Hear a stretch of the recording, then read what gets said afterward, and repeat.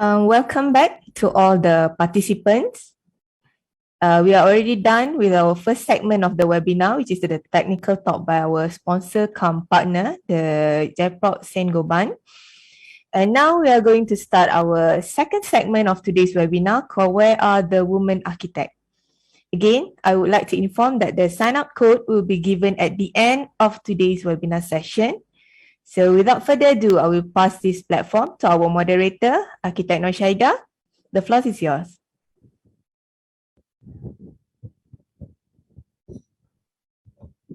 Okay, all right. Thank you so much to our MC, Architect Hanis Nazura.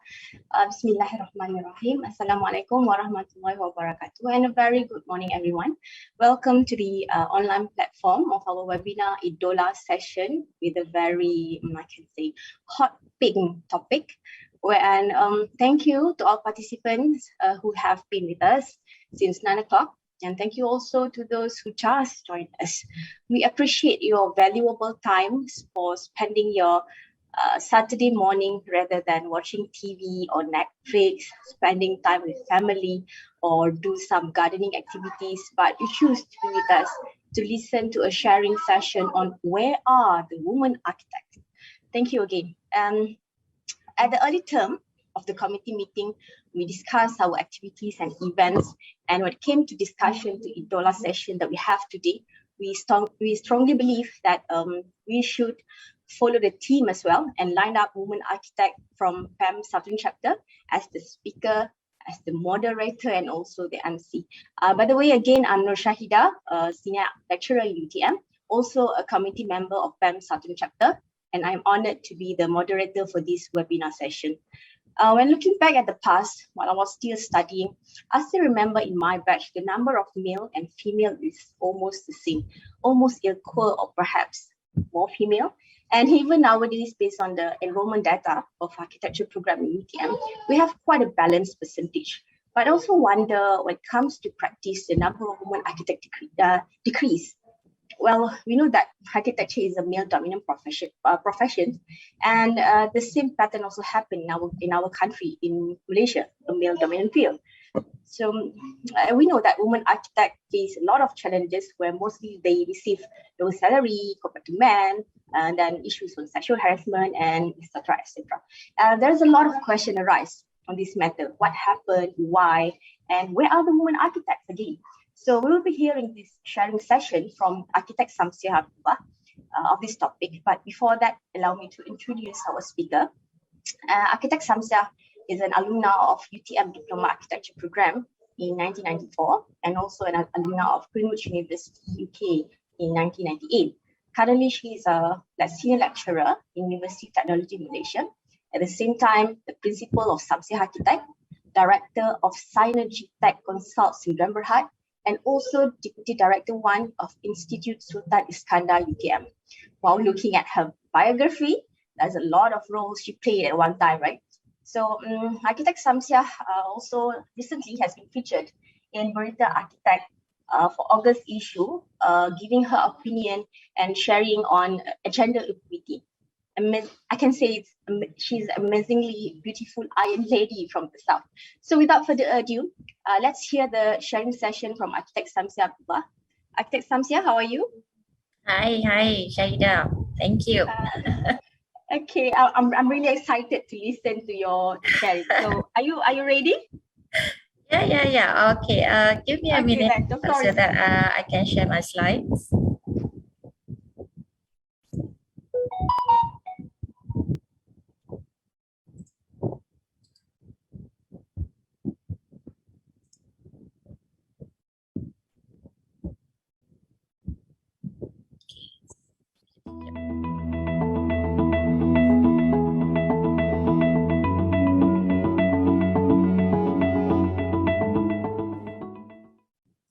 Okay, Assalamualaikum. Good morning, ladies. Actually, I hope there are also gentlemen joining us today, as the issue on gender equality and also gender equity are actually a global issue, which is pertinent to be addressed. Firstly, I'd like to thank Miss MC, AR Hanis, and also AR Nur Shahida, our moderator today. And also I'd like to thank PAM Southern Chapter and GPROX for making this possible. And also PAM Gender Equity Committee Chairman, Dato' AR Tan Pei Eng, for your support. Actually, I did message her about this webinar session. So the topic, where are the women architects? Yeah, basically I will touch on measuring progress on gender in architecture, and also a discussion on gender equity in architecture industry. Okay, gender equality is not only a fundamental human right, but a necessary foundation for a peaceful, prosperous, and sustainable world. It calls to end all forms of discrimination, ensure women's and girls' equal access to education, healthcare, decent work, and effective participation, and equal opportunities for leadership at all levels of decision-making in political, economic, and public life. Like I said, it is a pertinent issue to be addressed, and it has been listed as one of the 17 SDG goals as goal number 5, gender equality. In 2019, women only held 28% of managerial positions worldwide, even though we are almost equal in terms of population size. Despite improvement done, full gender equality remains unreached.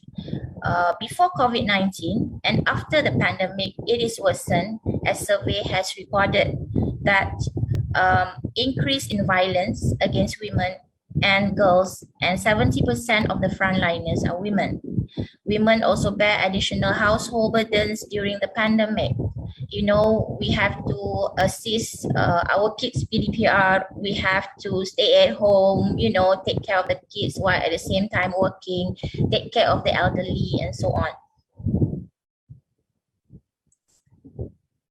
So Dato' AR Tan Pei Eng, as the chairman of PAM Gender Equity Committee, has discussed this issue via IAP platform in September, urging this matter to be addressed globally. I also like to thank Dato' for her permission to share some of the data which she has presented during the session for this event today. When we talk about equality, it is also about, when we talk about equity, it is also about equality, diversity and inclusion. But first, I'd like to talk a little bit about me.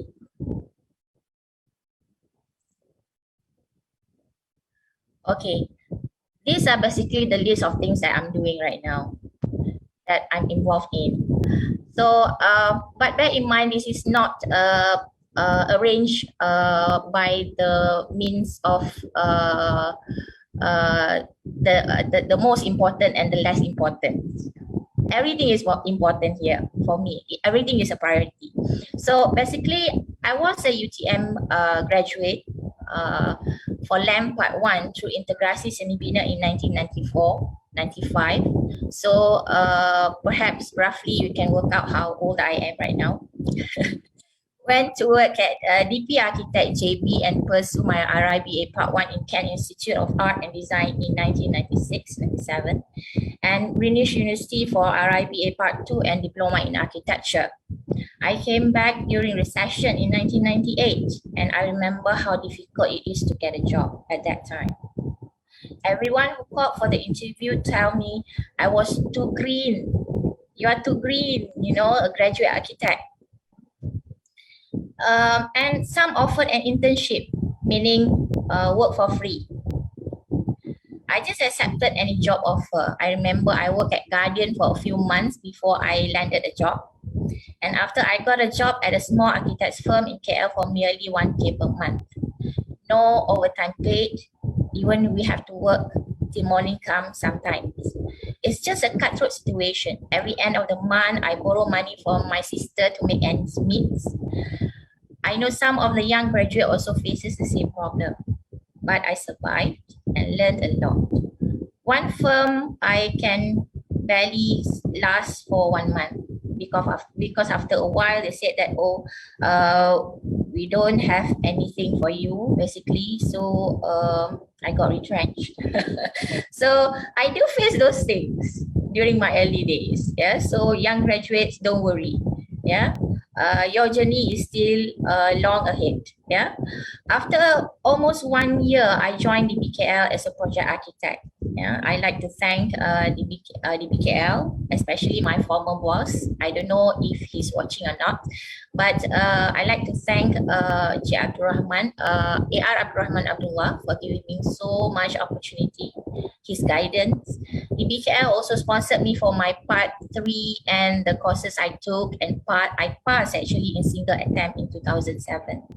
The experience managing all kinds of projects from inception to completion, that is so valuable. It's more than the salary that we actually receive, because if you talk about salary, it will never be enough. Yeah. Later, I joined UTM as an academician and started my own practice, SAMSIAH Architect, in 2012, handling projects like community facilities, eco park, renovation works, and the like. I was offered a directorship at a Synergy Tech Consults in Berhad, a subsidiary company of UTM spin-off company, Uni Technologies. It is actually a multidisciplinary company, so the setup is very different, whereby we do a lot of things, quantity surveying, CNS works, civil works, M&E, and so on. And recently, I was appointed as Deputy Director 1 in Institute Sultan Iskandar UTM, in charge of both administrative and project consultancy. And we do a lot of training also. And basically now we are focusing on sustainable development programs. We do a lot of trainings for SDP and also consultancy work as well, and also BIM consultancy as well. Yeah. So anyone who need BIM consultancy, please you can come. Boleh call saya lah. Okay. Other than that, of course, I joined UTM in 2012. That is basically the main task or main thing that I do. I do share with the students. I enjoy sharing with the students. And in fact, if somehow some of my students said that I inspired them, so I'm very happy to do so. And then during the pandemic, I actually try something new, which is I do marketing. I do public goal saving marketing, which I quite enjoy. Yeah, but I don't really have much time for that. But anyone who like to know about goal saving, come and see me also. And at the same time, I'm also OSHIM certified trainer by DOSH. I'm one of the 7 certified members, certified trainer, sorry. And we also do a lot of competency training. And one I think start at end of this month, we will actually revive and start the training program again. And actually, I'm also currently a postdoctoral candidate. I'm doing my PhD. I'm in semester 4, doing data collection as well. So basically, I'm everywhere. Yeah. So that's it. Basically, that's what I do. Yeah. Okay. These are some of my engagement and also the projects that I did. Yeah, I did eco park project, community centers. I also do renovation works, ID works,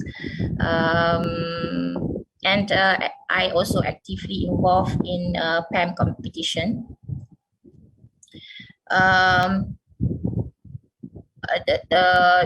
I'm also actively involved in the PAM competition and won a few honorary mention. Tak menang first prize pun, but at least I participate and get involved. And now I am also actively involved as PAM competition committee and also PAMSo secretary. Okay, to start with, basically we have to know what is equality and what is equity. Yeah.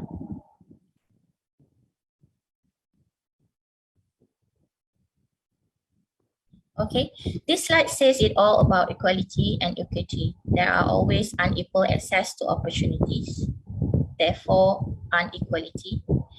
Equality means that tools and assistance were distributed evenly or equally. And equity means that custom tools that identify and address inequality, you give more support to those in need. With equity, you will achieve justice in which we fix the system to offer equal access to the tools and opportunities. So metaphorically is that equality is giving everyone a shoe, but equity is giving everyone a shoe that fits. So what is the issue? Okay, Ipsos, if you see the diagram or the chart on the left, Ipsos has conducted a survey on global versus Malaysian Malaysia's view on equalities, issues faced by women in 2018. And among the issues are sexual harassment, sexual violence, sexualization of women in the media, physical violence, balancing work and caring responsibilities, workplace discrimination, gender stereotyping, support for pregnant women and new mothers, domestic abuse, lack of women in leadership roles. Yeah, those are among the issues related to equality. And Global Gender Gap Index has also run a survey. Yeah. And the chart is on the East Asia countries. Yeah, so you can see that New Zealand is at the 4th, followed by Philippines 17. Yeah, and you can see that Malaysia is in 2020. Malaysia is at 104, and it drops to 112 in 2021, which is worrying because it's getting worse.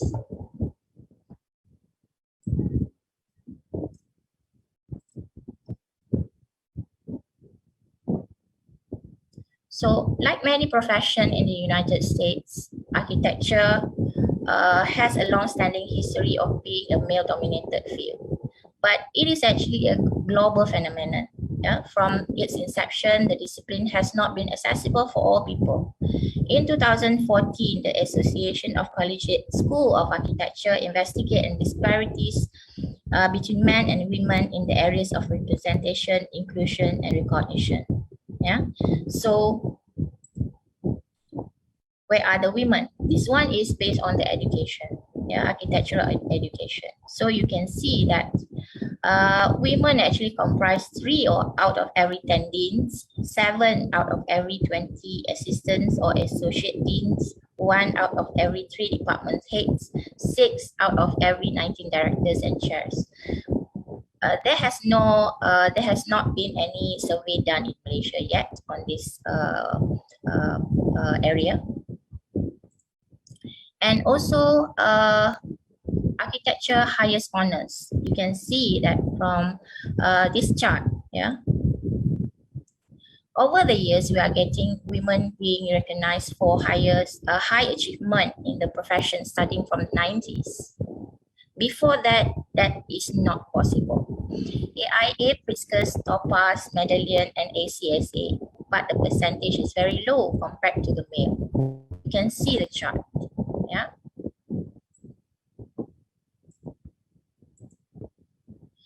Okay. And on the left are data from PAM on the statistic by gender on corporate or graduate and student members registered. We can see that the numbers of female students are almost equal to men or male students, but it reduced drastically as corporate member. On the right are lists of students, architecture students in UTM for BSc architecture. It shows male students are higher than the female students, female students are higher than the male. So the big question is, where are the women? Yeah, it gets lesser and lesser when it reaches the top.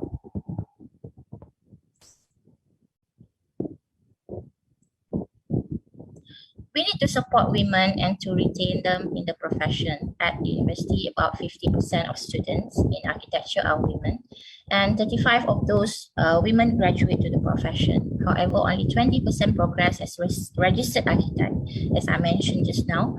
This is similar in other countries across the world, with women leaving because of family commitments, dropping out to start a family. But there's nothing wrong with that. It's just that it is almost the main factor of why we are losing the women in the profession. Okay. However, the top 3 issues facing Malaysian women are sexual harassment, sexual violence, and sexualization of women in the media. Sexual harassment is the biggest equality issue facing women around the world, but half feel that reports of sexual harassment are still ignored. People across the world have many misperceptions about equality. We underestimate women's experience of sexual harassment, and we are widely optimistic about when pay and economic equality will be achieved. I like to share my experience when I first graduated and I work in this small company. I have my colleague, female colleague. At one time, she told me that she doesn't feel comfortable with the boss because the boss every time he wants to see her work, he stand very close. You know, it makes us uncomfortable. Yeah. So, but in a way, sexual harassment is sometimes difficult for you to prove. Yeah. But your gut feeling, your own feeling, you feel that you are not comfortable with the situation. So I told her, if you are not comfortable, then you have to speak up. But of course, she doesn't choose that idea lah, because I mean, you want to put up against your boss. It's difficult. So at the end of the day, I left. I joined BKL, and later, I think a month or 2 after that, she left also and joined a different company. Yeah. So sexual harassment, as I said, and it's proven that even though you complain, whatever that you complain still can get, you can still get backfired. Yeah. So it's difficult to prove.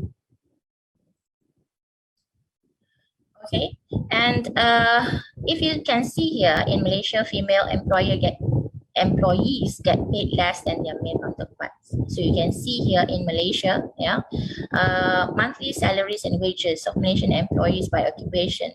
In 2018, you can see that the professional gender pay gap are at 15%. Meaning to say the male counterparts or your male colleague might get 15% pay higher. This is a survey, it's not what I say, okay? And you can see it gets worsened. The gap is much bigger if you go to craft and related trade workers, plant and machine operators and assemblers, and so on. Okay, so why there are less, you can see less and lesser women as corporate members or as graduate members? Yeah, one of the reason, I think I have a chart later, that shows the survey. The long working hours, basically architects feel that they have little choice but to work late, which is often seen as a sign of commitment. And I did mention also just now, yeah, when I first graduate, I worked in that company and I was paid only 1,000. Yeah, I want to pay for my car installment pun tak. I mean, I pay for my car installment, but at the end of the month, you know, you don't have enough to actually go by. But at the same time, you have to stay back sampai early morning sometimes, yeah. And then it's a commitment. You cannot do anything else but work and get that lousy pay, yeah. But the way I see it, yeah, that is a struggle that I have to face, and perhaps other people also might face. Yeah, but at the end of the day, I gain the experience. Basically, it's your choice. Yeah. So on the right, 1 in 8 architects regularly work at least 50 hours per week as standard. Meaning to say, it's like every week you have to work extra for no extra pay. So that is the most contributing factors so far. So among women reporting sexually discrimination and bullying, it is overwhelmingly perpetrated by men, or men 80%, 83%, while men are also largely cited as a source of bullying, 58%. It is also notable that 4 in 10 of those cases of those who experienced bullying in the last year say that they were actually bullied by women. Come on, women. Okay, the most likely perpetrator is the boss or bosses, named in roughly half of the incidents, while peers are named by a third of the victims. Clients are also named by more than a third of victims of sexual discrimination. When, example, if they called and you answer as the architect, they refuse to talk to you or they refuse to deal with you simply because you are a woman. Okay. And actually, I like to share on that as well, yeah, because previously, a while ago, I was commissioned for one project, and actually this officer from the client's office actually mentioned to me that the boss basically prefer my male counterpart to actually do the presentation. I was like, I diam tau. It's like, I was like, I mean, come on, this is year 20 something kan. So this kind of people still exist. Yeah. So to him, I say yes. Okay. But during the day, the actual day that I have to present, I did the presentation, but I give a bit of the slot to my male counterpart, and we get the job. Yeah. So basically, as a woman, I think you just have to stand up. Don't let yourself be bullied by these people. Don't let yourself be discriminated. Yeah. So also this chart shows on the frequency of witnessing sexual discrimination. Yeah.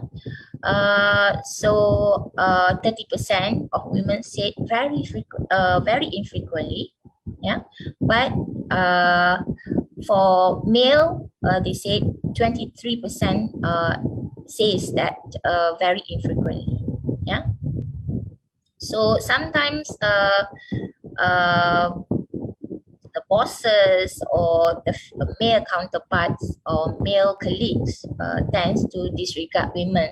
Yeah, sometimes women and men observe female colleagues being expected to flirt with clients or prepare food and drinks, or simply bawa pergi meeting just to, you know, you understand lah, yeah. Okay, so the survey also carry out one of the question also, has the building industry fully accepted the authority of the female architect? So basically 60% says no. And then, is the current system or training in architecture equitable towards men and women? So all will say that training is lengthy, and as a result, many women postpone having children if they want to pursue architecture. And those who don't, they just drop. They just stop perhaps up to part 1 and then they left. Okay, and this one, age at arrival of first child, because they postpone the time to have a family. Yeah, so having children later in life will increase the chance of progressing in career in architecture. So 47% said that they got married at the age of 30 to 34 years old, which is a bit late for women actually. The effect of having children on career trajectory. So 60% mentioned that a detrimental effect. Yeah, some women returning to work after being on maternity leave have been denied their previous level of responsibility for years. Yeah, so this actually a real issue. Yeah, and also when you decide to actually have a family and then join the industry back. Basically, you are actually a bit behind already. Kalau perhaps dulu we use AutoCAD, now we use Revit and BIM. So that's the issue. So perhaps the government also need to step in here. So in a way to encourage women to join the industry, to those who actually have family and then after that they want to join back, perhaps there should be some effort to actually upskill them so that they can actually get back and perform as they need to be. And as we know, the impact of COVID-19 pandemic, yeah, UN has actually done the survey on this as well. Yeah, women plays a disproportionate role in responding to the virus, including as frontline healthcare workers and careers at home. Women's unpaid care work has increased significantly as a result of school closures and the increased needs of older people. Yeah, things that you do at home, those are actually unpaid work. Yeah, women are also harder hit by the economic impacts of COVID-19 as they disproportionately work in insecure labor markets. Steep increase on the case of domestic violence and violence against women and children. Yeah, because during pandemic you cannot go out. Asyik-asyik tengok muka yang sama, perhaps. Yeah. Okay, so UN Women has developed a rapid and targeted response to mitigate the impact of the COVID-19 crisis on women and girls and to ensure that the long-term recovery benefit them. Focus on 5 priorities. One is gender-based violence, including domestic violence, is mitigated and reduced. Social protection and economic stimulus package serve women and girls. People support and practice equal sharing of care work. Women and girls lead and participate in COVID-19 response planning and decision making. Data and coordination mechanism include gender perspectives. So the COVID-19 pandemic provides an opportunity for radical positive action to redress long-standing inequalities in multiple areas of women's life and build a more just and resilient world.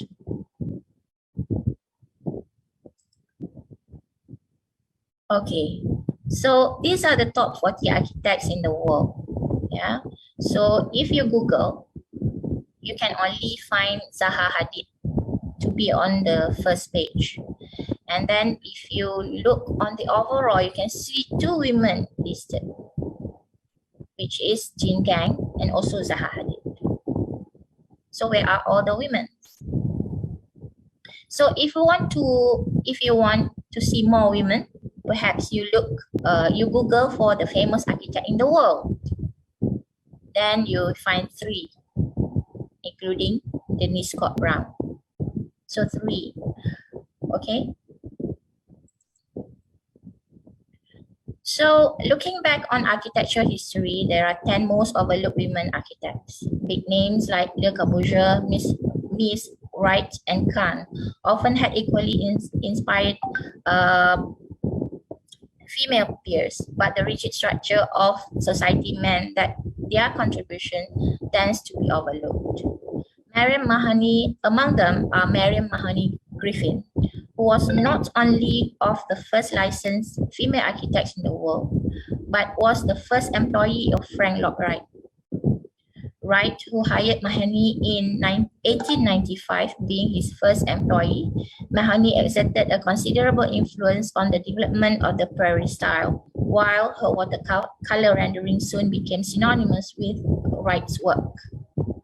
As was typical for Wright at the time, he credited her for neither. She is the first licensed architect in the USA. On the right, the picture shows 5 women who has ever been received the Pritzker Prize Award since it has been introduced in 1979, including Zaha Hadid, Yvonne Farrell, and Shelley McNamara, Kazuyo Sejima, and Kami Pijam. When Robert Venturi received his award, Denise was not included as a Denise Scott Brown was not included as a recipient. Only after 25 years, after a long fight, later the decision was confirmed. Finally, she got it. Yeah. So to get a sense of state of opportunity for women in architecture, you can consider that the firm getting the most high-profile architectural commission in the world right now, has just 2 female architects, and this web address, Big DK, yes, big for Jacques Engel's groups, is based in Denmark, hence the DK at the end. But the firm's use of this cheeky address just about to sum up the situation facing many women in the architectural profession today. Yeah, so you can think about that further. Okay, for a century and a half, women have been proving their passion and talent for building, and in recent decades, their enrollment in architecture school has soared. Yet the number of women working as architects remains stubbornly low, and the higher one looks in the profession, the scarcer women become, compared to law and medicine, 2 equally demanding and traditionally male professions, have been more successful, in retaining and integrating women. So why do women still struggle to keep a toehold in architecture? Where are the women architects? Yeah. So if you Google, there are quite a number of books talk about gender equality and equity. Yeah. One of them is Despina Stratigakos. Yeah. Tells the story of women stagnating numbers in a profession. Yeah. And discuss on many issues relating to gender equality in architecture.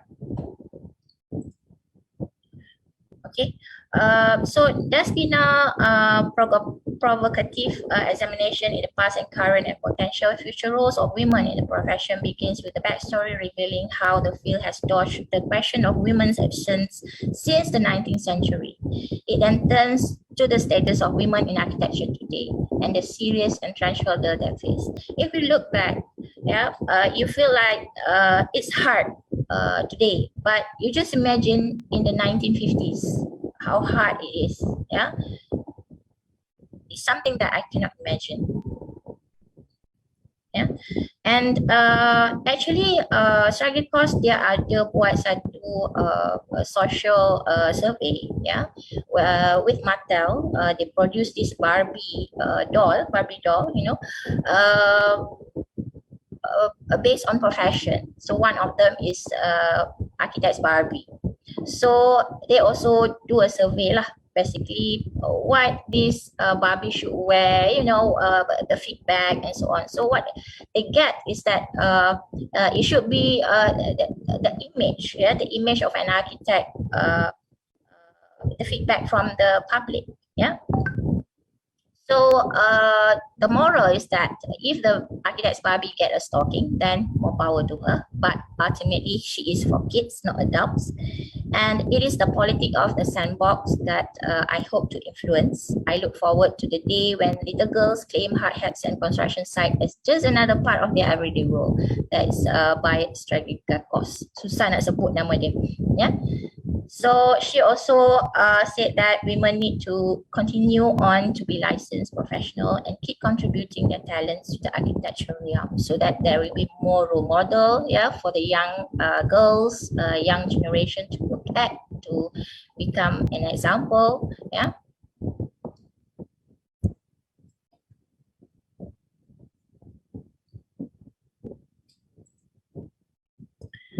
Okay, AR Lilian Tay, former PAM president, often conducted sharing session in PAMSo and expressed a concern on the brain drain where we are losing our graduates to our neighbor Singapore.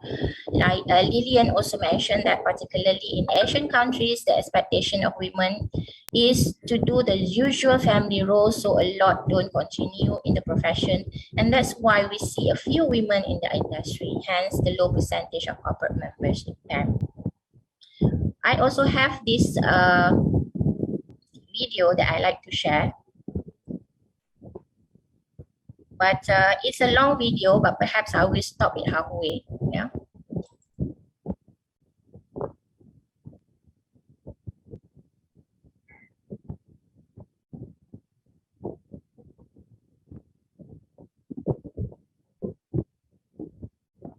Six months ago.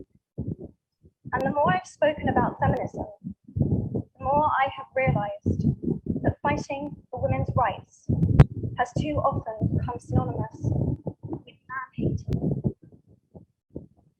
If there is one thing I know for certain, it is that this has to stop. For the record, feminism by definition is the belief Can you see the that video? men and women should have equal rights and opportunities. It is the theory of political, economic, and social equality of the sexes. Oh, can't see the I video. started questioning gender-based assumptions a long time ago. Check, yeah. When I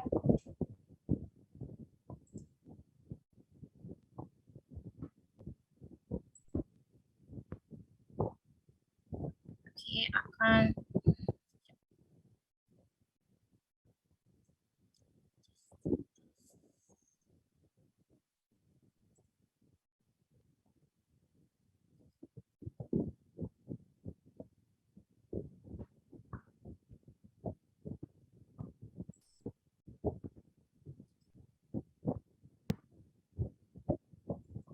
Check, yeah.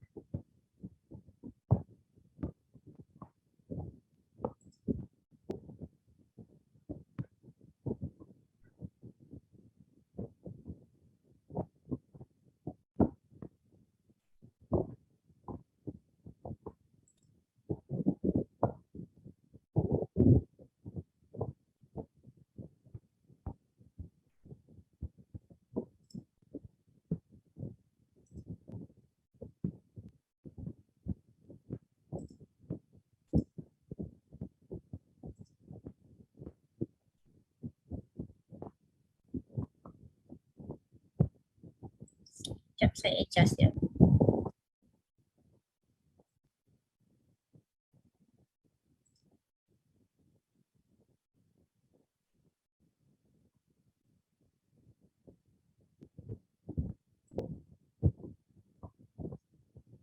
Okay, boleh nampak tak? Okay, boleh. Alright.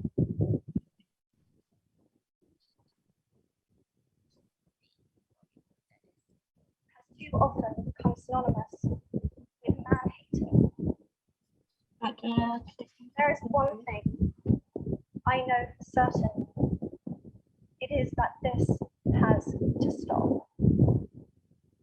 For the record, feminism, by definition, is the belief that men and women should have equal rights and opportunities. It is the theory of political, economic, and social equality of the sexes. I started questioning gender-based assumptions a long time ago. When I was 8, I was confused of being called bossy because I wanted to direct the plays that we would put on for our parents, but the boys were not. When at 14, I started to be sexualized by certain elements.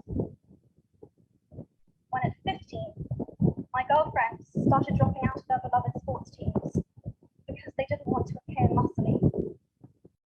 When at 18, my male friends were unable to express their feelings.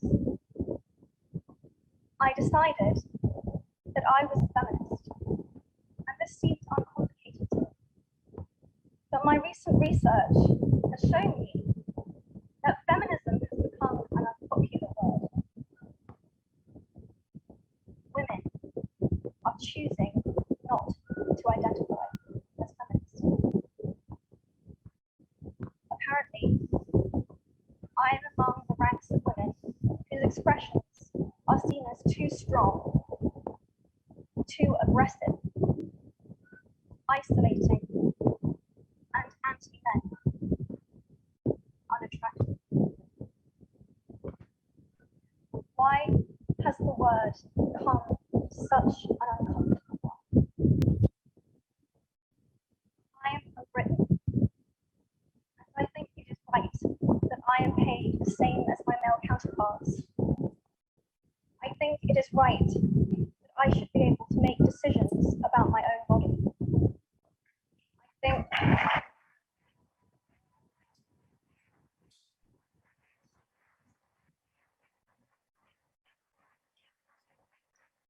I think it is right that women be involved on my behalf in the policies and the decisions that will affect my life.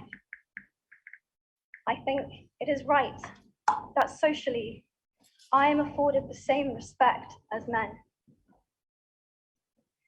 But sadly, I can say that there is no one country in the world where all women can expect to receive these rights.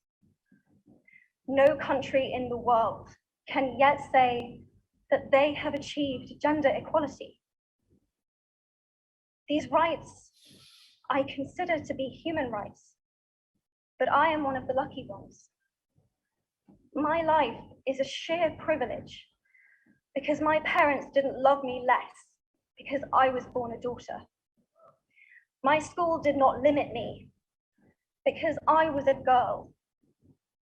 My mentors didn't assume that I would go less far because I might give birth to a child one day. These influences were the gender equality ambassadors that made me who I am today. They may not know it, but they are the inadvertent feminists who are changing the world today. We need more of those. And if you still hate the word, it is not the word that is important. It's the idea and the ambition behind it. Because not all women have received the same rights that I have. In fact, statistically, very few have been. In 1997, Hillary Clinton made a famous speech in Beijing about women's rights. Sadly, many of the things that she wanted to change are still true today. But what stood out for me the most was that less than 30% of the audience were male.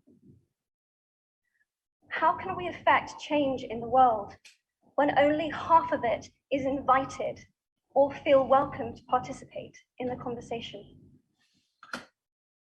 Men, I would like to take this opportunity to extend your formal invitation.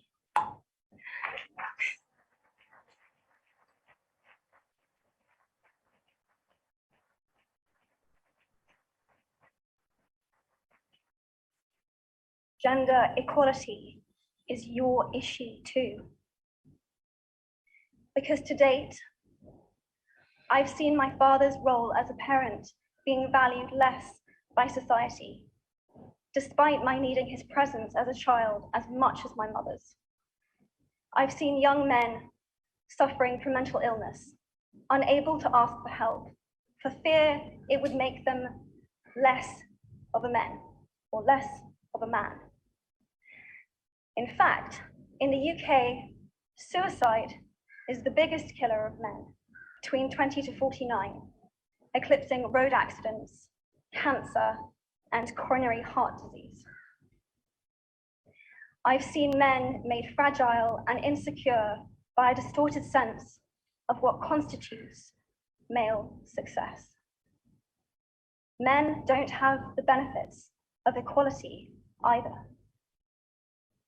We don't often talk about men being imprisoned by gender stereotypes, but I can see that they are, and that when they are free, things will change for women as a natural consequence.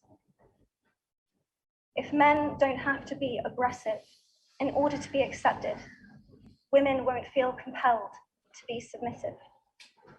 If men don't have to control, women won't have to be controlled.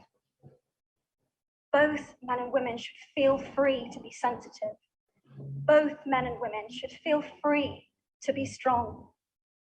It is time that we all perceive gender on a spectrum instead of two sets of opposing ideals. If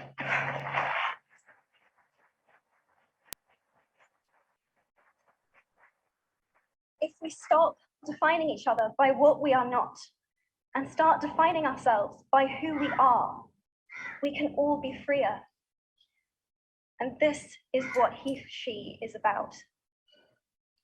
It's a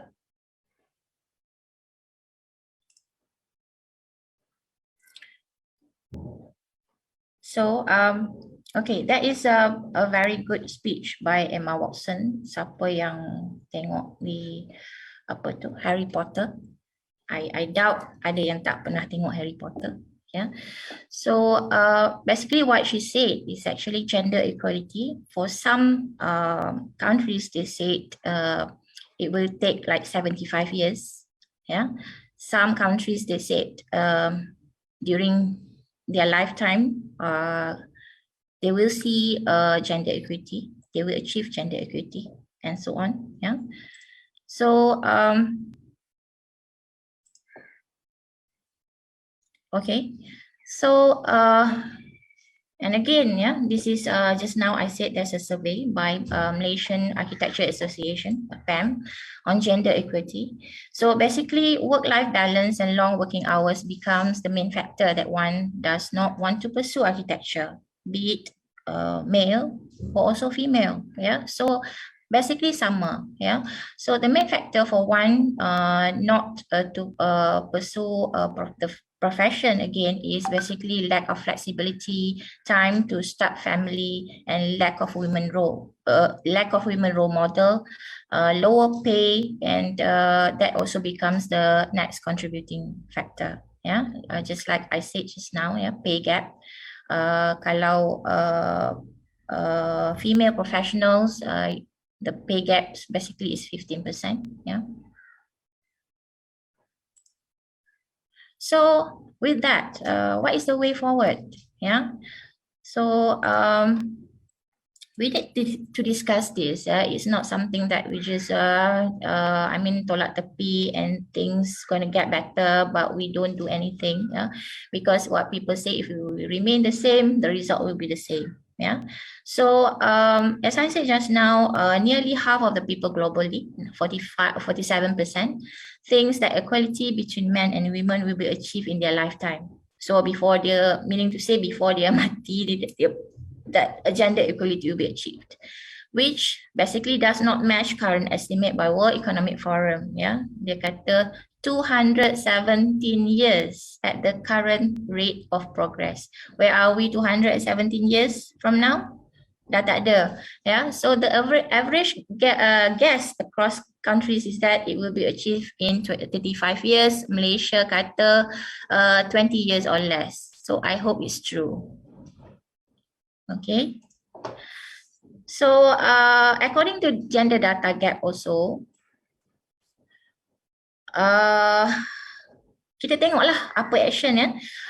So only 13% of countries dedicate a budget to gender statistics, and only 15% of countries have legislation that mandates specialized gender-based survey, and only 41% of countries regularly produce violence against women's data. Data pun tak ada.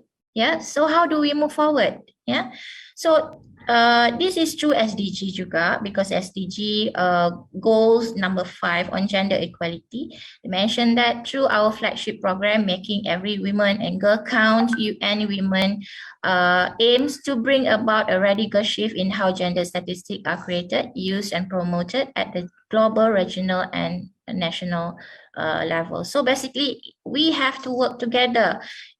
You cannot leave it to the government, you cannot leave it to the society, academia or anyone. It has to start from us. Yeah, recognize women.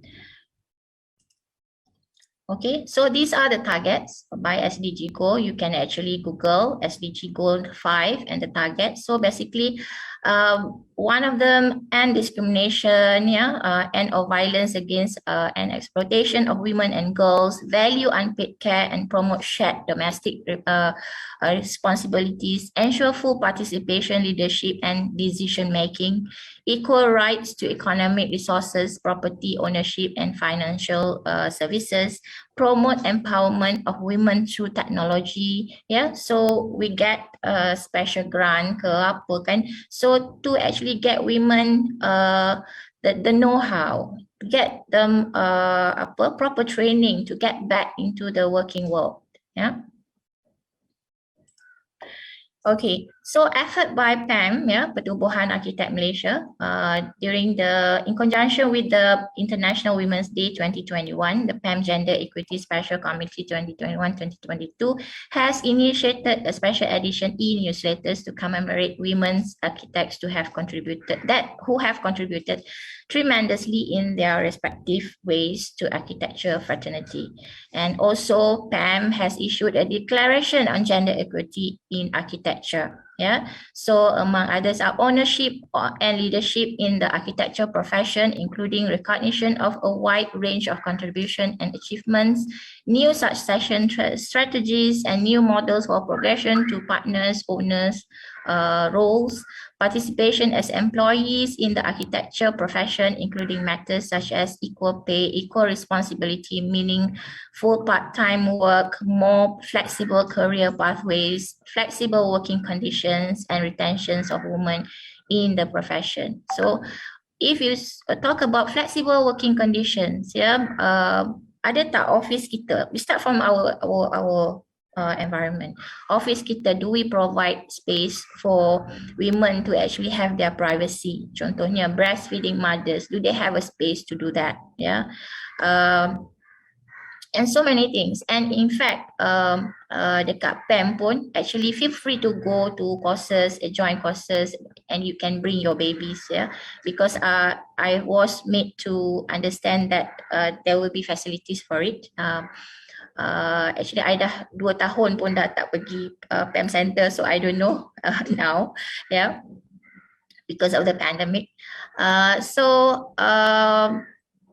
PAM members need to work together, to integrate the policy into practice, and then all women are encouraged to join to champion gender equity in the architectural profession in the country. And I also I did mention, I talked to Datuk Tan Pei Eng. I said I want to volunteer to be in the PAM Gender Equity Committee, and also with that also PAM also launched PAM Gender Equity Award. This one I can't remember, I think in September they launched, tapi I think the result was not announced yet. And also as our moderator mentioned just now, There's also the PAM gender equity also allocate a slot or a column for gender equity, women's in selected women's architects, and I happen to be honored to appear in August punya what do you say, publication. So thank you again. And basically the interview asked me to share my thoughts about women in architecture as well. Feel free to go and get a copy. And basically, a World Bank study in September 2019 concluded that our country income per capita can grow by 26.2% if all barriers to employment for Malaysian women are removed and their participation in our economy is increased. We should focus on policies and programs to increase women's labor force participation, such as job replacement, development programs, and career comeback program for professionals, as I mentioned just now. Hence, it is vital to address the social norms where the responsibility of caring for a family member or raising a family is left solely on women. Our society needs to encourage a more balanced relationship and 50-50 partnership in a household. Husbands and wives needs to share housework and childcare equally, especially when both are employed full-time. There shouldn't be a situation like 50 years ago whereby, okay, the wife take care of the children, you have to cook, you have to do this, you have to do that, and the husband actually sit back at the sofa and scroll on their phones, or dulu baca surat khabar, sekarang scroll on the phone. Yeah, it shouldn't be like that. Yeah, because I think for me, marriage is also a partnership. So if you don't work on it, then the partnership will fail. Okay, so to end this, basically my message to all future women architects. Yeah, basically when you are up there, when I say up there, means that as a corporate member, you have your own company, you become a businesswoman. Sometimes it's a lonely journey. Yeah, so don't feel lonely actually. Yeah, you have to reach out. All the women have to get together, you know, talk.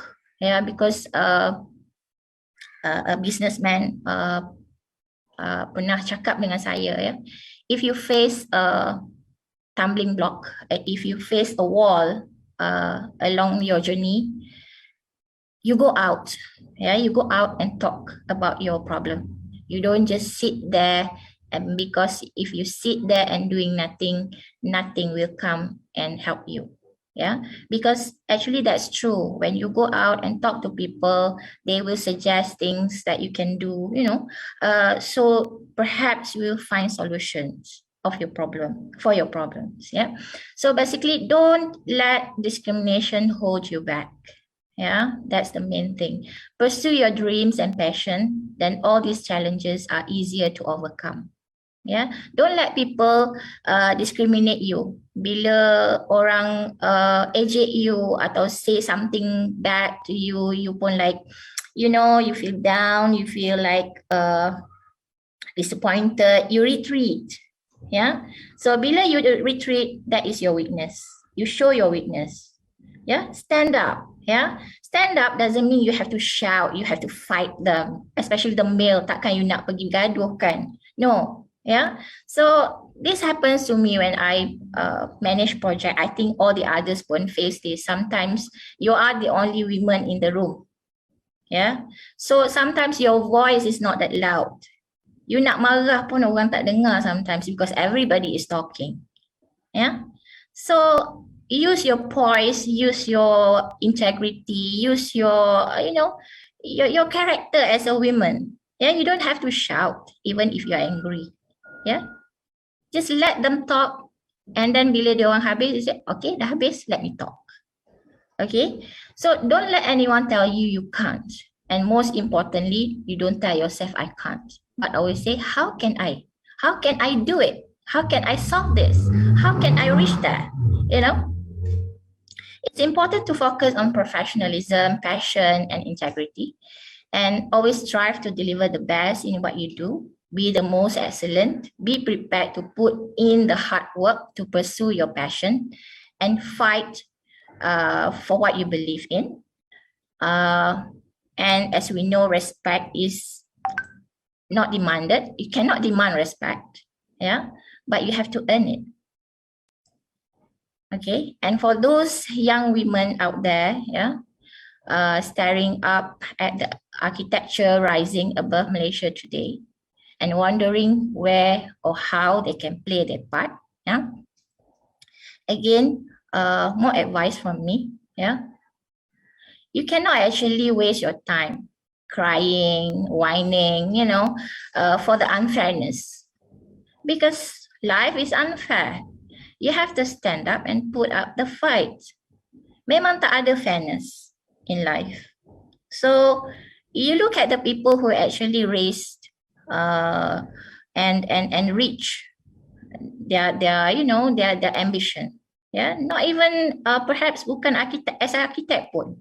Yeah, they have struggled. Nobody, I think I never see anyone who actually reached their target senang-senang. Tak ada struggle. Yeah, because those struggles that you face actually make you stronger. Yeah, fighting for equity is a joint effort by everyone to empower women and advancing women in architecture. We should have a more inclusive society.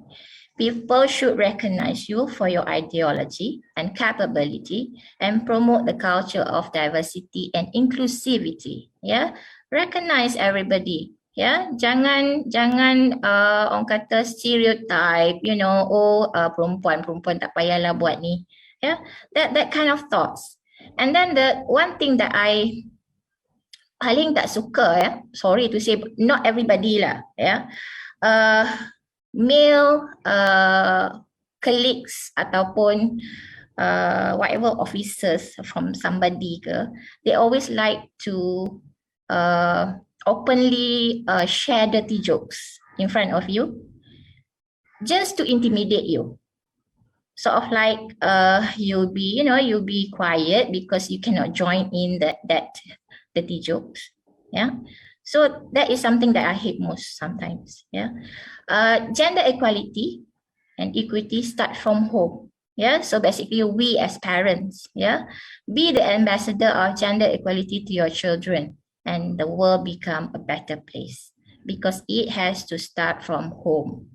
Don't differentiate your children, whether your daughter or your son.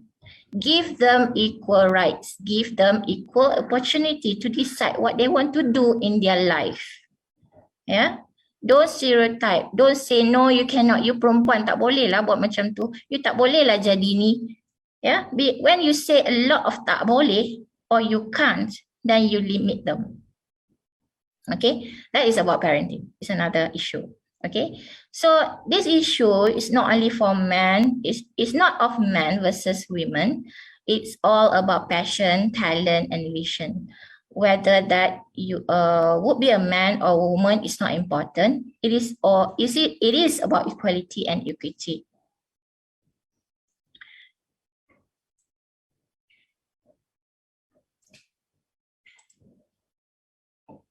So as soon as there are more women at the top, we talk about role models, yeah.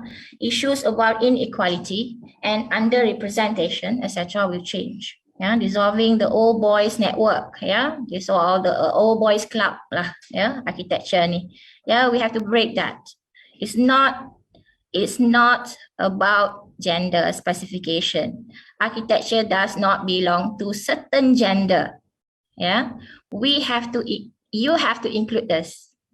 Yeah. So I feel women should show more pride in what they achieve. Women have the tendency to be too modest. Oh, tak payahlah, I'm biasa-biasa je. Yeah, just like when the architect Farid say, oh, please share, becomes the one of the AR idol talk about women in architecture, oh my God, I said, I biasa-biasa je. But you cannot say you biasa-biasa. You have to set your mind to be one of the best at least. Yeah. I'm not there yet. Yeah. We can see a chance for women in the new economics more and more. It is necessary to work together in teams, sharing knowledge and expertise. Women are excellent in that. Yeah, we are very good in sharing. Yeah, we are a good team member. Yeah, promote women sikit. Yeah, we should market our ability to connect and to communicate and use it to make more complex networks that just the old boy, not just than just the old boys network alone. We strive for a construction business that is more equal in the gender of all participants. The less it is about gender, the more it will be about content, expertise, and knowledge. Yeah, so everybody has to open up. Ini bukan 1950s. Yeah, we are all equal. Yeah, get your role model as so for young generation. Yeah, get your role model. Carilah role model yang you boleh, you know, yang boleh inspire you. Yeah. So lastly, yeah, be true to yourself and always stretch yourself to the highest achievable pinnacle of perfection. The world is not perfect. Yeah. So we just have to try our best. That's all. So thank you. All right, and thank you so much, Architect SAMSIAH, for a very interesting presentation, I can say. And we hope that every one of you enjoys the sharing session as much as we do over here. And we would like to share in Islam, according to the Holy Quran, from Surah Tin, verse 4. Bismillahirrahmanirrahim. Laqad khalaqnal insana fi ahsani taqwim. Yang bermaksud sungguh telah kami ciptakan manusia dalam bentuk yang paling baik, which means both women and men has been created by Allah Subhanahu Wa Taala in the best mold. Both gender adalah ciptaan yang sempurna.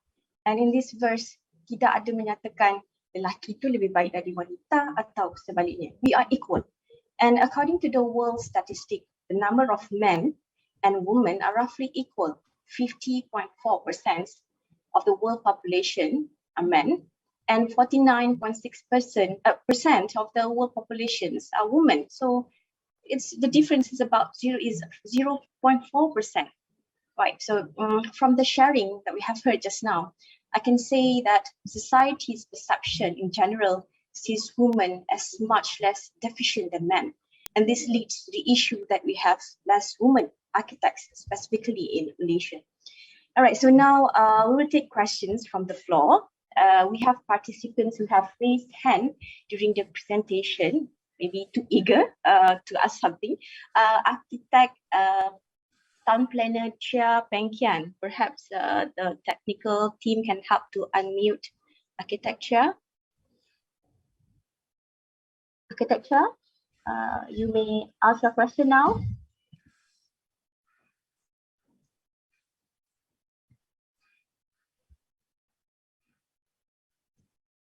Architecture, are you there?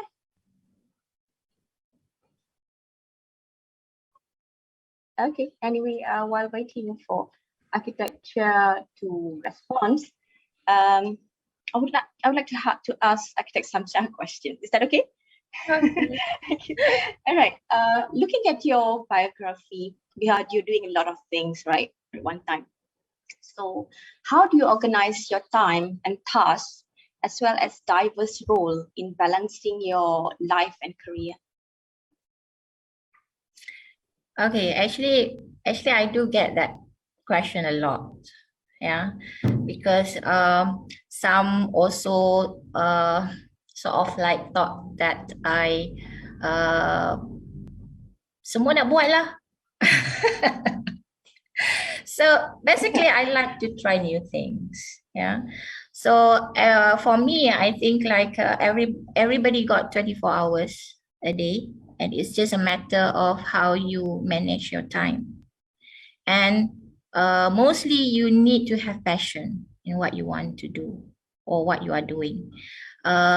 if the things that you do or the job that you are in does not interest you much, or you just do it just for the sake of money, for example. So at the end of the day, you get the salary and you spend it. And that's what's going to happen with your life. Yeah.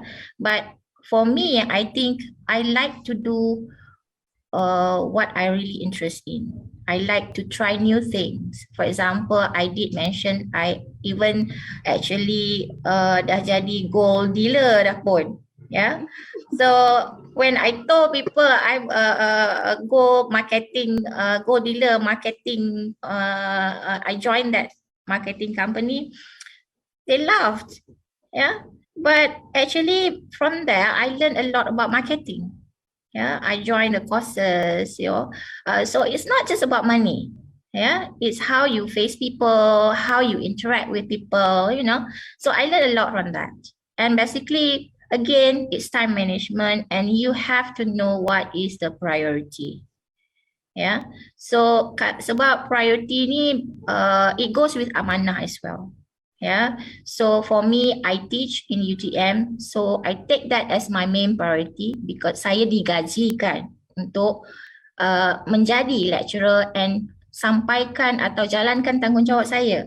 So I cannot put that in, dekat bawah sekali. Yeah, so even though you can see tadi, I dah mention it's not by list of priorities lah. Yeah. So I love to teach, I love to share, yeah. So even though sometimes student bukan group saya pun come to me and say, can we have a grid on technical aspect? Yeah, you can. Yeah. So it's about knowledge sharing, because for all you know, kita pun sebenarnya belajar daripada students juga. Yeah, because in our life as a practitioner pun bukan we come across that kind of projects that the students do pun. So basically you challenge yourself juga, yeah. And so basically it comes with to know what is the priority, and then you manage your time. Masa, everybody have 24 hours a day, so it's just a matter of how you manage that 24 hours. Right. Thank you so much, Architect SAMSIAH, for the answer. I have another question. We as a woman, we have many roles, right? That we need to play in the day, especially to those who are already married, like you. You are a lecturer, architect. You have a role as a director, and not to forget as a wife and also a mother. So I believe that there's a lot of things that you have sacrificed in order for you to come to where you are today. So I would like to ask, how do you face the sacrifice that you have made to be where you are today? Okay, kalau dulu ya, I tend, especially lah to my children, to my family, I do tend to feel guilty for not being there sometimes. Of course lah, sometimes you have to go outstation, you tinggal anak, balik, you tengok rumah habis conteng-conteng, and you tend to reward them with lots of things, beli chocolate lah, beli macam-macam kan, you tend to, because of that guilty feeling, yeah. But sometimes when you look at problems, you cannot tengok problem tu kat tempat you, yeah. You have to go out, you have to look at it at macro punya level, yeah. So I selalu amalkan self-talk. Yeah. When I feel bad because of the sacrifice that I have made, yeah, tinggal anak and so on, perhaps I don't have much time for that and this, yeah. So I always talk back to myself, is that what I'm doing is what I want? Was it worth it? Yeah. So kalau I buat ni, apa yang I akan dapat? Is it just for me or is it for your family? For example, you practice, you of course lah, you got perhaps more money out of from your practice, you teach, yeah. So benda tu you share, it's not just for you, yeah. So it's your family as well. So you have to keep on doing this self-talk, yeah. Sebab you have to know, you have to believe that apa yang you buat tu is betul. Ya, kalau you dah rasa you are in doubt, you kata, oh, my family is suffering from what I'm doing, then perhaps you should think twice. Yeah, so at the end of the day, apa yang you nak? It's not just in life, we cannot always think of what you should do for other people sahaja, yeah, but also what you deserve as well. And sometimes you have to reward yourself juga. Yeah, when you work so hard, sometimes tak cukup tidur, pukul 4 dah bangun, start I work on my thesis. Sometimes 4 a.m. dah bangun, 3 a.m. dah bangun. So you get so exhausted. So weekend sometimes you reward yourself lah. Buy something, go to spa ke, you know, those things. Yeah, reward yourself so that you okay balik. Lepas tu you start kerja balik. So that's the process. But setiap proses tu kita ada target. I think everyone mesti ada target. You tak buat, you buat sesuatu tu bukan sekadar, just follow that circle. Yeah, circle. At the end of the month you dapat gaji and then you spend. So semua I believe that everybody ada target. Yeah. So sacrifice is too subjective. Yeah, it's too subjective and it depends on you juga. Yeah, whether are you willing or not. Benda tu you dah kena fikir before you actually doing it. Buat apa yang you buat lah. Right, agree. Either you are willing or not, that's the keyword. Okay. Anyone who likes to give a question, you can either type in the chat box or you can raise your hand and then the technical team will unmute your mic in order for you to give a direct question. Or another option is that you can write in the Q&A button below of your screen. Anyone? If there is no question, then I would like to ask another question to Architect SAMSIAH. Okay, do you have any advice on how we, as the woman architect, should react to people or client who does not want to deal or work with you just because you are a woman? Should we cry? What's your opinion? Just like the one that I said just now lah, yeah, my experience. Yeah, he didn't want me to manage the project, even though the project is awarded to my company. So boleh tak your male officer or your male colleague do this presentation straight on my face? I tak tahu nak jawab apa because dia from client punya side. Yeah, so takkanlah kita nak marah dia kan? Ya, marah kan tak dapat pula job tu. Ya, so just say okay lah. Tapi what I did is that during that day I present. Takkan dia nak stop I depan bos dia? Berani dia nak stop depan bos? I don't think so. Yeah. So basically my advice is that sekejap ya, saya punya ni tak connected pula.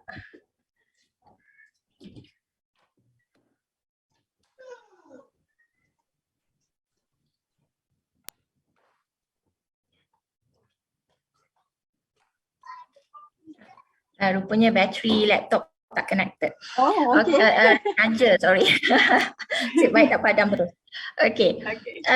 Actually my advice is those people yang bully ni, basically, I don't know if you all agree with me. Yeah.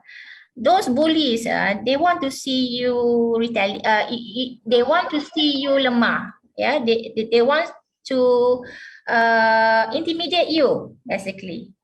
Kalau you show your weakness, you mengikut, that's the word, mengikut apa dia punya expectation tu, then that's it for you. Habislah. Ya? Dan you akan terus dibully. Ya? You akan terus dibully after that. So you have to stop. Takkan you nak pergi mengadu dekat jabatan, what? Kan? Berapa lama nak ada patient? You yourself You yourself have to empower yourself to stop it. Yeah. So you have to stand up. You tak perlu marah pun. Yeah.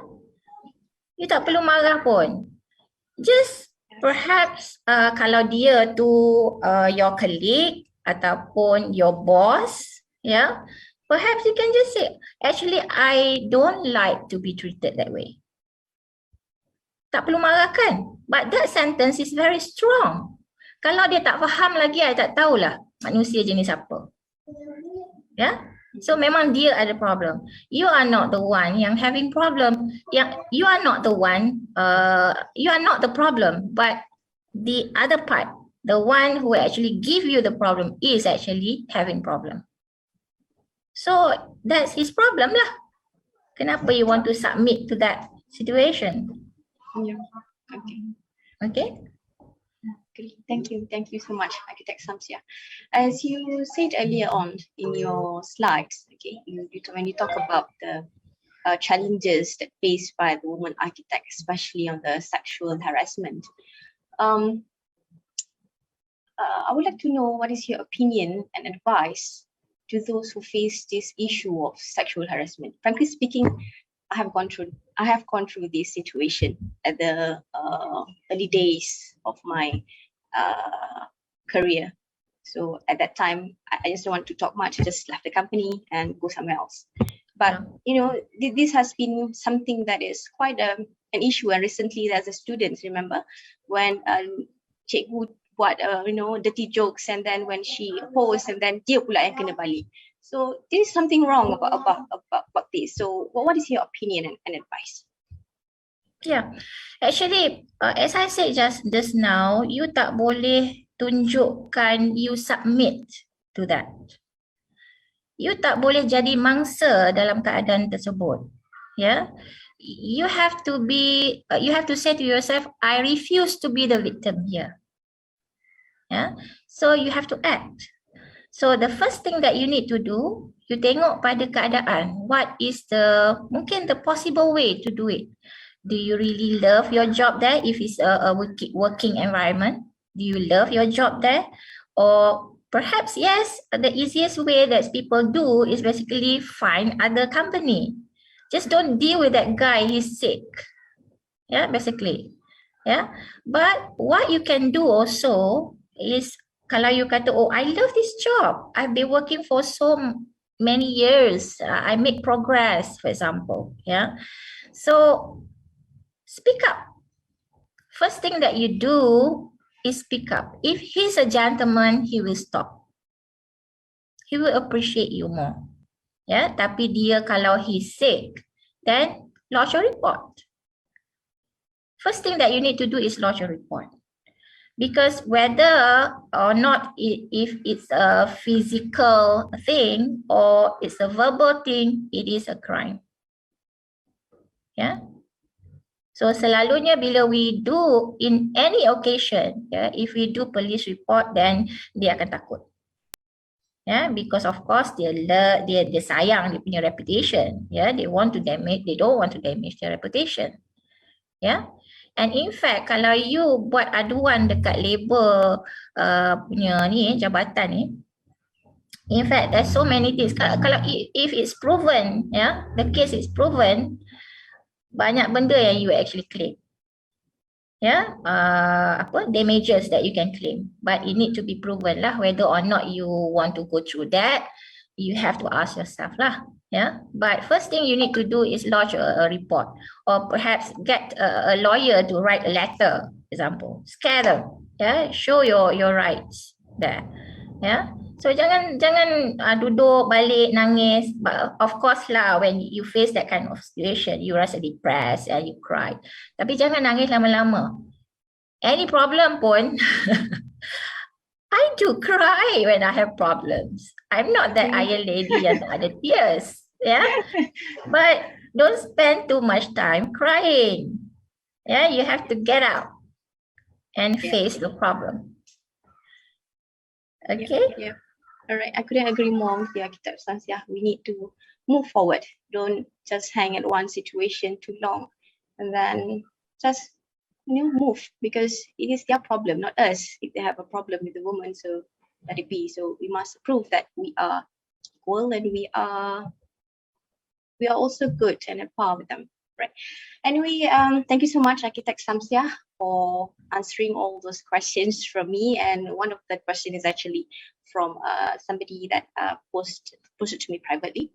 Okay, and then and also a very great presentation from you. So everyone, I think this concludes the webinar. Thank you all for attending, and we hope you have been inspired and enjoyed this presentation as much as we do. So I shall pass back to our beautiful MC, Architect Hanis Nazura. I think that's all from me. Thank you, and over to you, Architect Hanis.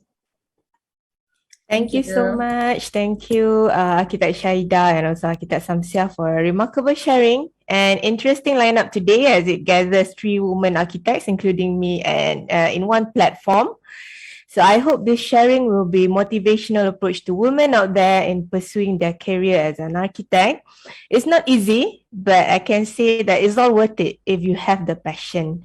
So not just that, we hope that this will show some positive effects and also implications for a better future, especially for the generation of our children.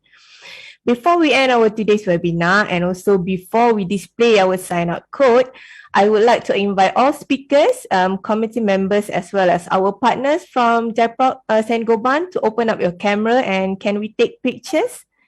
Can I have the technical team to assist?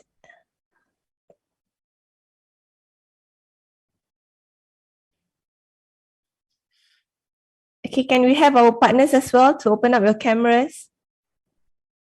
Engineer Hoon and your team.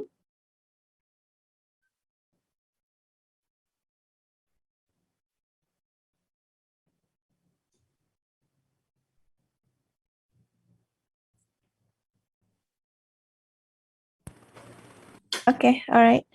I don't believe they're, I think they're already not in. They left the session, is it? Yeah, I think so, because I can't see any of their names. Okay, right. But I think we should still take a group photo. So, okay, 1, 2, 3. Okay, one more time. 1, 2, and 3. Okay, thank you very much. All right, okay. Thank you. So now I think we will display the sign-up code for the attendance purpose. All the participants are required to submit the sign-in and sign-up code and respond to the questionnaire given in the Google Forms. And you need to fill in the correct name and membership numbers for CPD point collections. Okay.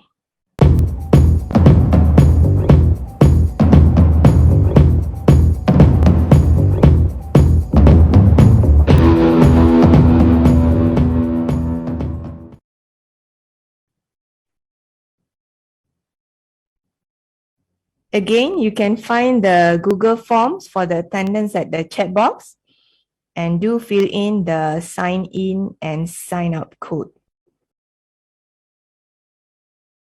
I would like to thank our partners, speakers, PAMSo chairman, committee members, architects, construction practitioners, academicians, students, and also our technical team for your time spent for this webinar series. Do check out our upcoming webinar series for this year. Thank you and Assalamualaikum, and see you in the next webinar series. Bye.